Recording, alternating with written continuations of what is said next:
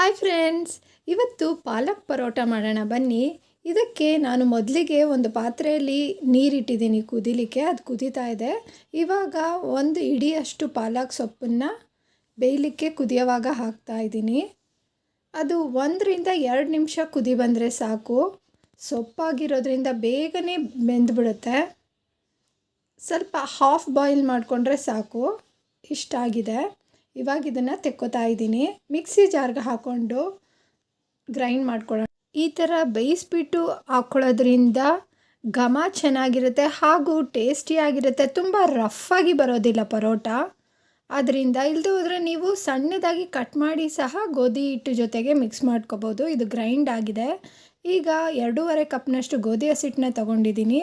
ಅದಕ್ಕೆ ಹಾಕ್ಕೊಳ್ಳೋಣ. ಒಂದು ಸ್ವಲ್ಪ ನೀರು ಹಾಕ್ಕೊಂಡು ಅದನ್ನು ಸಹ ಹಾಕೋತಾ ಇದ್ದೀನಿ. ಮಿಕ್ಸಿ ಜಾರ್ಗೆ ಒಂದು 6 ಹಸಿಮೆಣಸಿನ್ಕಾಯಿ, ಒಂದು ಗೆಡ್ಡೆಯಷ್ಟು ಬೆಳ್ಳುಳ್ಳಿನ ಹಾಕ್ಕೊಂಡು ಗ್ರೈಂಡ್ ಮಾಡ್ಕೊಳ್ಳೋಣ. ಇದನ್ನು ಸಹ ಗೋಧಿ ಹಿಟ್ಟು ಜೊತೆಗೆ ಹಾಕೋತಾ ಇದ್ದೀನಿ. ಹಾಗೆ ಅಜ್ವೈನ್ 2 ಚಮಚದಷ್ಟು ಹಾಕ್ಕೊಂಡಿದ್ದೀನಿ. ಧನಿಯಾ ಪುಡಿ ಹಾಕ್ಕೊಳ್ಳೋಣ. ಅರ್ಧ ಟೇಬಲ್ ಚಮಚ ತೊಗೊಂಡಿದ್ದೀನಿ. ಖಾರದ ಪುಡಿ ನಿಮ್ಮ ಖಾರಕ್ಕೆ ಅನುಗುಣವಾಗಿ ಹಾಕ್ಕೊಳ್ಳಿ. ನಾನಿಲ್ಲಿ 1 ಟೇಬಲ್ ಚಮಚದಷ್ಟು ಹಾಕ್ಕೊಂಡಿದ್ದೀನಿ. ಜೀರಿಗೆನ ಹಾಕೋತಾ ಇದ್ದೀನಿ. ರುಚಿಗೆ ತಕ್ಕಷ್ಟು ಉಪ್ಪು ಹಾಕ್ಕೊಂಡು ಎಲ್ಲ ಮಿಕ್ಸ್ ಮಾಡ್ಕೊಳ್ಳೋಣ. ಅದರೊಟ್ಟಿಗೆ ಒಂದು ಅರ್ಧ ಕಪ್ನಷ್ಟು ಮೊಸರು ಹಾಕ್ಕೊಳ್ಳೋಣ. ತುಂಬ ಸಾಫ್ಟಾಗಿ ಬರುತ್ತೆ ಮೊಸರು ಹಾಕ್ಕೊಳ್ಳೋದ್ರಿಂದ. ಸ್ವಲ್ಪ ಮಿಕ್ಸಿ ಜಾರಿಗೆ ನೀರನ್ನು ಹಾಕ್ಕೊಂಡು ಹಿಟ್ಟನ್ನು ಕಲಿಸ್ಕೊಳ್ಳೋಣ. ಚಪಾತಿ ಹಿಟ್ಟಿನ ಅದಕ್ಕೇ ಕಲಿಸ್ಕೊತಾ ಇದ್ದೀನಿ. ಸ್ವಲ್ಪ ಎಣ್ಣೆ ಹಾಕ್ಕೊಂಡು ಚೆನ್ನಾಗಿ ನಾದ್ಕೊಂಡು ಇಟ್ಕೊಂಡಿದ್ದೀನಿ. ಸೇಮ್ ನಾವು ಹೇಗೆ ಚಪಾತಿ ಹಿಟ್ಟಿಗೆ ಕಲಿಸ್ಕೊತೀವಲ್ಲ ಅದೇ ಹದದಲ್ಲೇ ಕಲಸಿ ಒಂದು ಸ್ವಲ್ಪ ಹೊತ್ತು ಮುಚ್ಚಿಡೋಣ. ಒಂದು ಅರ್ಧ ಗಂಟೆ ಮುಚ್ಚಿಡೋದ್ರಿಂದ ಚೆನ್ನಾಗಿ ನೆನೆಯುತ್ತೆ ಹಿಟ್ಟು. ಅರ್ಧ ಗಂಟೆ ಆಗಿದೆ. ಸ್ವಲ್ಪ ಚಿಕ್ಕದಾದಂಥ ಉಂಡೆ ತೊಗೊಂಡು ಹೊಸ್ಕೊತಾ ಇದ್ದೀನಿ. ತುಂಬ ದೊಡ್ಡದಾಗಿ ಚಪಾತಿ ಥರ ಏನು ಇದನ್ನು ಮಾಡಲಿಕ್ಕೆ ಹೋಗಲ್ಲ. ಇದು ಪರೋಟ ಆಗಿರೋದ್ರಿಂದ ಸ್ವಲ್ಪ ದಪ್ಪಗೆ ಹಾಗೆ ಚಿಕ್ಕದಾಗಿ ಹೊಸ್ಕೊಳ್ಳೋಣ. ಹಂಚು ಕಾಯ್ಲಿಕ್ಕೆ ಇಟ್ಟಿದ್ದೀನಿ. ಮಕ್ಕಳಿಗೆ ಲಂಚ್ ಬಾಕ್ಸ್ಗೆ ಅಂತ ಹೇಳಿ ನಾನಿಲ್ಲಿ ಪ್ರಿಪೇರ್ ಮಾಡ್ತಾ ಇದ್ದೀನಿ. ಈ ಥರ ಡಿಫ್ರೆಂಟಾಗಿ ಮಾಡಿಕೊಡೋದ್ರಿಂದ ಮಕ್ಕಳು ತುಂಬ ಇಷ್ಟಪಟ್ಟು ತಿಂತಾರೆ ಸಹ. ಅದೇ ನಾವು ಸೊಪ್ಪು ಬೇಳೆ ಹಾಕ್ಬಿಟ್ಟು ಸಾರು ಮಾಡಿಕೊಟ್ರೆ ಸೊಪ್ಪು ಸಾರಾ ಅಂತಾರೆ.